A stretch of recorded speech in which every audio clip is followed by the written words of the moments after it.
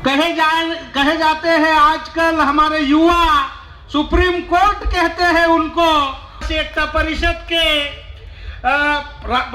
आदिवासी एकता परिषद के अध्यक्ष है और आदिवासी एकता परिषद के जो है संस्थापक है, उनके द्वारा जो है इस क्षेत्र में या इस मध्य प्रदेश के अन्य जिलों में इनके द्वारा जो लड़ाई लड़ी गई है, जिनके कारण जो है हम जानते हैं कि जो है इनके द्वारा जो है संविधान का जो है 73वां संशोधन हुआ था, वो गजानन ब्राह्मणे जी के नेतृत्व में पूरे देश में आंदोलन करके जो है संसद को हिला के वो काम किया था। साथ ही जो है इनके द्वारा जो है संयुक्त राष्ट्र संघ में जाकर इन्होंने जो है आदिवासियों की पहचान जो दिखाई है, आदिवासी की पहचान जो दिलाई है, जो आज जो है 9 अगस्त विश्व आदिवासी दिवस के रूप में मनाते हैं साथियों।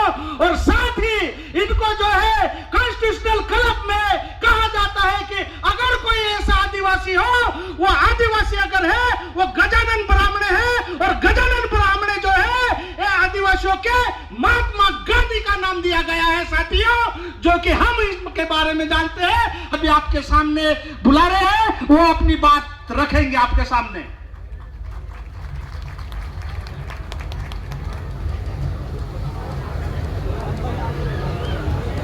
आदिवासी एकता परिषद के सांस्कृतिक महासम्मेलन में उपस्थित चुने हुए सरपंच, पंच, जनपद सदस्य, जनपद अध्यक्ष, जिला सदस्य, जिला अध्यक्ष, विधायक महोदय एवं हमारे बीच में बैठे आदिवासी अनुसूचित जाति जनजाति आयोग के राष्ट्रीय अध्यक्ष आदरणीय माननीय अंतर सिंह जी आर्य, जिस प्रकार 2 दिन से आदिवासी एकता परिषद का जो है कार्यक्रम यहाँ पर चल रहा है, इसमें अलग अलग इलाके की अलग अलग समस्याओं को लेकर अलग अलग वक्ताओं ने अलग अलग बात कही है। किंतु मुझे कहा गया था कि जिस प्रकार से कानूनी रूप से आदिवासियों के ऊपर किस प्रकार से अत्याचार और अन्याय हो रहा है, साथियों, जिस प्रकार से ये गोसा पेंटर जी ने थीम बनाई, इस थीम के अंदर जो है लोगों के हक अधिकार के बारे में भी हमको सुबह में समझाया क्या है आदिवासियों के हक। साथियों, आपको पता होगा, कहानी में हम सुनते हैं या पढ़ते हैं कि 1857 की क्रांति हुई थी, उसमें खून की नदियां बही थी। वो संविधान में लिखा है कि 1857 की क्रांति में खून की नदियां बही थी, लेकिन ऐसा कहीं से कहीं तक नहीं लिखा कि वो खून किसका था और कौन सी नदी में खून बहा था। तो मुझे शंका होती है कि खून नदी में अगर बहा होगा तो कहीं न कहीं वो नदी जो है आदिवासी इलाके से बहकर निकलती है। तो वो 1857 की क्रांति में कितने हमारे आदिवासियों का खून बहा, उसमें से हम लोग कुछ लोग शुरुआत में जब आंदोलन किए तो जैसे जो है इस थीम में टंट्या मामा, खाजा नाइक और भीमा नाइक का चित्र यहां पर दिखाया। वो खाजा नाइक, वो टंट्या मामा, ये लोग लड़े थे ऐसा हमको बताया जाता, लेकिन क्यों लड़े थे हमको कोई नहीं बता। लेकिन जो दूसरे लोग वो बोलते कि खाजा नाइक डाकू था, टंट्या मामा डाकू था, बिरजू नाइक डाकू था, भीमा नाइक डाकू था, ऐसा जो है हमको बताया जाता था। किंतु जब हम लोगों ने जो है इसके पीछे खोज किया तो पता चला कि ये लोग देश को बचाने के लिए लड़ रहे थे, देश की आजादी के लिए लड़ रहे थे, देश के जल, जंगल और जमीन के लिए लड़ रहे थे। आदमी लड़ रहा था, उसको डाकू कहा गया था। तो साथियों, जिस प्रकार से आदिवासियों के साथ में जो इतिहासकारों ने जो लिखना चाहिए था वो नहीं लिखा, लेकिन धीरे धीरे आदिवासियों ने इनका इतिहास खोजा। उसके बाद में साथियों, जब 1857 की क्रांति के बाद में 1857, 58, 59, 60 में जो है फिर फॉरेस्ट एक्ट आया। और फॉरेस्ट एक्ट मीन्स जो है पहले जंगल जो है भारत में रहने वाले लोगों के पास में था। जंगल के ऊपर यहाँ के रहने वाले लोगों का प्रशासन चलता था। जितना जंगल का लकड़ी, फल फ्रूट या जड़ी बूटी उनको जरूरत होती थी उतनी लाते थे और बाकी को छोड़ देते थे दूसरों के। तो इस प्रकार से जो है वो आदिवासियों से जंगल छीनने के लिए भारत की जो अंग्रेज सरकार थी उसने जंगल तो छीन लिया 60 में, लेकिन जंगल को छीनने के बाद में जंगल का क्या करेंगे? उसके बाद में भारत की सरकार, जो अंग्रेज सरकार थी, उस अंग्रेज सरकार ने जर्मन से एक आदमी को बुलाया, उसका नाम डाइट्रिक हेड्रिक था। उसको वनों का कमिश्नर बनाया और 1964 में वनों को जो है 3 भागों में बांट दिया। एक आरक्षित वन, दूसरा संरक्षित वन और तीसरा ग्रामीण वन। ये वनों को 3 भाग क्यों बांटा? वो इसलिए बांटा कि गांव का जंगल होगा वो फॉरेस्ट के कब्जे में रहेगा। फॉरेस्ट जो निर्णय लेगा तुम उससे बात करके लकड़ी ला सकते हैं। बाकी जो है, जो जिसको हम रिजर्व फॉरेस्ट बोलते हैं, जो आरक्षित जंगल है, वो जंगल को जो है वहां कोई घुस नहीं सकता, जा नहीं सकता। उस जंगल के ऊपर केंद्र सरकार का जो है अधिकार होगा। क्यों? क्योंकि वो बड़े पेड़ों का जंगल था। वो जंगल को सरकार काटेगी और जल में चलने के लिए वाहन बनाएगा, रेल की पटड़ी बनाएगा और पानी से जहाज के जरिए भारत को लूटेगा और रेल में जो है भारत का माल ले जाएगा। बोला जाता था पहले कि भारत जो है सोने की चिड़िया थी। तो वो सोने की चिड़िया को लूटने के लिए जो डाइट्रिक हेड्रिक थे, जर्मन के व्यक्ति, उसने जो है भारत सरकार को बताया कि अगर भारत को लूटना है तो लूट तो लोगे, लेकिन लूटा हुआ संसाधन को कैसे ले जाएंगे? तो संसाधन को ले जाने के लिए बड़े बड़े जहाजों की जरूरत पड़ी, रेलों की जरूरत पड़ी। इसीलिए जंगल को 3 भागों में बांट दिया। और साथियों, 64 के बाद में वो फिर बाद में 1988 में संयुक्त वन प्रबंधन नीति आया। 1988 तक भारत का जंगल आधे से ज्यादा कट गया। भारत को जंगल 33% होना चाहिए, लेकिन 20% जंगल बचा। इसके लिए भारत सरकार ने संयुक्त वन प्रबंधन नीति बनाया, जिसमें कि वन विभाग के साथ में आदिवासी या गांव के लोगों की भागीदारी करके जंगल की हम रक्षा करें। लेकिन साथियों, वो संयुक्त वन प्रबंधन नीति के बाद में भी जंगल जो बचना चाहिए वो नहीं बचा, वो धीरे धीरे खत्म। उसके बाद में साथियों, गांव गांव में जो है लोगों ने तय किया कि जंगल खत्म होते जा रहा, पर्यावरण खत्म होते जा रहा। उसको लेकर जो है अलग अलग गांव के, अलग अलग जिले, अलग अलग राज्य के लोग जो है इस पे बात करना शुरू किए, बहस किए। बहस करने के बाद में भारत सरकार के साथ में जो है लड़ाई हुई, आंदोलन हुआ, संसद का घेराव हुआ, रैली निकली, धरना हुआ। तब जाके भारत सरकार ने 2006 में वन अधिकार मान्यता कानून 2006 लाया। अब वन अधिकार मान्यता कानून 2006 क्या?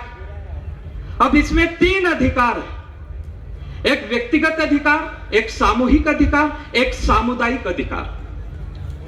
वन अधिकार मान्यता के प्रस्तावना में लिखा कि आदिवासियों के आदिवासी एवं अन्य परंपरागत निवासियों के साथ में ऐतिहासिक अन्याय हुआ है, इस अन्याय को बदलते हुए इस कानून को लाया है। इसका मतलब कि भारत सरकार ने भी माना कि जंगल में रहने वाले आदिवासी गैर आदिवासी के साथ में ऐतिहासिक अन्याय हुआ। यह वन अधिकार मान्यता कानून के प्रस्तावना में लिखा। दूसरा साथियों, जो 3 अधिकार हमको है, एक व्यक्तिगत अधिकार जिसमें हम पट्टे की बात करते हैं, दूसरा सामूहिक अधिकार जो हमारा समूह, जैसे आज हम यहां सम्मेलन कर रहे हैं, यहां सम्मेलन कर रहे, ये सामूहिक बात कर रहे, तो यहां हम 2-3 दिन रहेंगे, तो 3 दिन तक हम यहां रह के रोटी खाएंगे। तो रोटी खाएंगे तो रोटी जो है ऐसे नहीं बनती, रोटी को जो है चूल्हे के अंदर लकड़ी डालना पड़ती, तो रोटी पकती, तो हम खाते हैं। ये सारी जग जाहिर बात है, लेकिन हमको जो है रोटी खाने के लिए भी गुलामी की तरह उनको पैसा देना पड़ रहा है, या तो फिर बाद में उनके पैर पड़ने पड़ रहे हैं। कानून क्या बोल रहा है? कानून बोल रहा है कि गांव के लोगों को सामुदायिक संसाधन के ऊपर उनका नियंत्रण होगा। नियंत्रण, उसके बाद में जो है उस गांव में कोई भी कार्यक्रम सामुदायिक होगा तो उसमें जैसे हमारा पारंपरिक रूप से कोई कार्यक्रम होता है, जैसे जो है ईंधल होता है, छाक होती है, दहाड़ा होता है, कोई मर जाता है, तो उसमें जो है गांव का एक एक आदमी एक एक लकड़ी लाके उस कार्यक्रम को पूरा करता है। ये हमारी परंपरा है।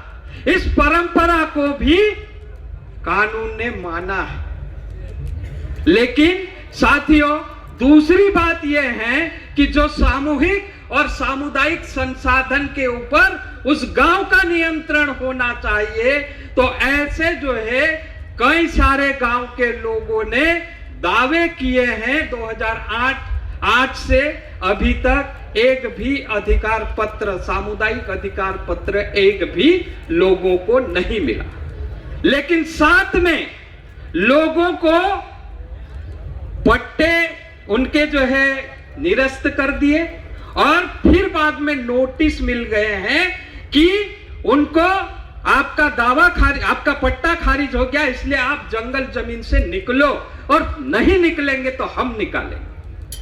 तो कानून ये बोलता है कि जब तक वन अधिकार मान्यता कानून की का क्रियान्वयन पूर्ण नहीं हो जाता है, तब तक किसी भी जंगल में रहने वाले व्यक्ति को कोई भी सरकारी कर्मचारी अधिकारी बेदखल नहीं कर सकता। सरकारी कर्मचारी अधिकारी किसी आदिवासी या वन निवासी को जंगल जमीन से बेदखल करता है, तो वन अधिकार मान्यता कानून की धारा 4 की उपधारा 5 के तहत उसको 1000 रुपए का दंड होकर 1 वर्ष की सजा का प्रावधान है। तो मेरा बोलने का मतलब यह है कि जब ख्वाजा नाइक भीमा नाइक लड़े थे, देश के लिए लड़े थे, उन्होंने जो है आजादी ली थी। ख्वाजा नाइक भीमा नाइक को आजादी मिल गई थी, यानी आदिवासियों को आजादी मिल गई थी। कब मिली थी आजादी? गवर्नमेंट ऑफ इंडिया एक्ट 1935 अंग्रेज सरकार ने बनाया था। गवर्नमेंट ऑफ इंडिया एक्ट में 2 अलग अलग जो है भाग किए थे, आरक्षित इलाका, पूर्ण आरक्षित इलाका। पूर्ण आरक्षित इलाका मतलब जो है पूरे जहां आदिवासी रहते हैं वो, और आंशिक पूर्ण इलाका जिसमें जो है मिश्रित आदिवासी रहते हो। तो वो संविधान में हमको ये पूरा अधिकार दे दिया अंग्रेजों ने। अंग्रेजों ने कहा कि आदिवासी इलाके में सरकार नहीं जाएगी, आदिवासी इलाके में उनकी संस्कृति, परंपरा, रूढ़ी, प्रथा के ऊपर ऐसा कोई प्रभाव पड़े तो सरकार कोई भी कार्यक्रम वहां पर नहीं चलाई। तो ये गवर्नमेंट ऑफ इंडिया एक्ट 1935 में आदिवासियों को यह हक दे दिया। उसके बाद में देश को आजादी मिली।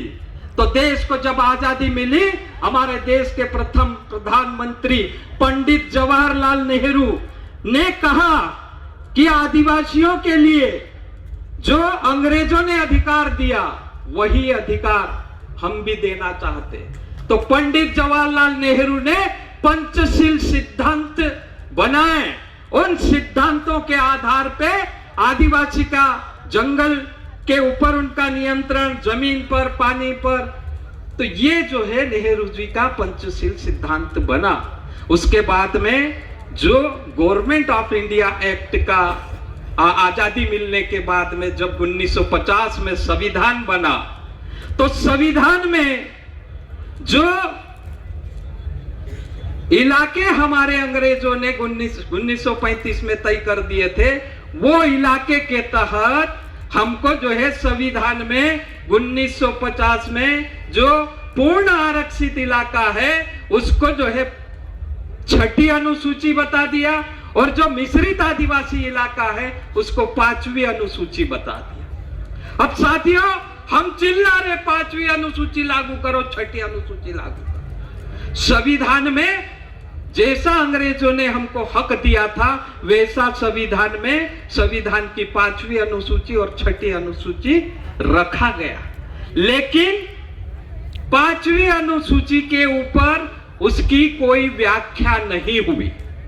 लेकिन जब जो है भारत में ऐसा भी भू अधिग्रहण का कोई कानून था, उस कानून के विरुद्ध में जब आंध्र प्रदेश में आदिवासी की जमीन कोई कंपनी वाला ले रहा था, तो उसके विरुद्ध में समता संगठन जो है हाई कोर्ट में केस लगाया कि ये गैर आदिवासी संस्था है, आदिवासी की जमीन नहीं ले सकता। तब जो है आंध्र सरकार ने कहा कि आदिवासी की जमीन गैर आदिवासी नहीं ले सकता, किंतु सरकार आदिवासी की जमीन ले सकता। तो उसके बाद में जो है समता संगठन सुप्रीम कोर्ट गया। सुप्रीम कोर्ट में जाने के बाद में सुप्रीम कोर्ट ने यह आदेश दिया कि आदिवासी की जमीन गैर आदिवासी नहीं ले सकता। साथ साथ में सरकार भी आदिवासी की जमीन नहीं ले सकता। हम बोल रहे हैं, लेकिन साथियों मैं स्पष्ट करना चाहता हूं कि सरकार क्यों नहीं आदिवासी की जमीन ले सकती। सरकार इसलिए नहीं ले सकती कि सरकार आदिवासी नहीं है, सरकार गैर आदिवासी। तो सरकार भी, इसीलिए सरकार भी आदिवासी की जमीन नहीं ले सकती। ये सुप्रीम कोर्ट ने फैसला दिया समता जजमेंट का, और 5वीं अनुसूची की व्याख्या किया जो है समता फैसले। उसी के साथ में साथियों मैं 2 मिनट बात करके मेरी बात खत्म करना चाहूं। जजमेंट ने जो फैसला दिया वो फैसला नियमगिरी का भी है, जिस प्रकार से वो फैसले में जो है ग्राम सभा को पावरफुल बताए। जिस प्रकार से जो है पेशा कानून 1996 में आया, पेशा कानून आने के बाद में हमने बोला हमारे गांव में, नारा लगाया हमारे गांव में, हमारे गांव में। क्यों? क्योंकि जो है पेशा कानून जो पंचायत उपबंध अनुसूचित क्षेत्र पर विस्तार अधिनियम 1996 जो संविधान के भाग 9 का विस्तार किया, उस विस्तार में कहा गया है कि जो पंचायती राज कानून था वो कानून में जो है गैर आदिवासी और आदिवासी का मिश्रित कानून था।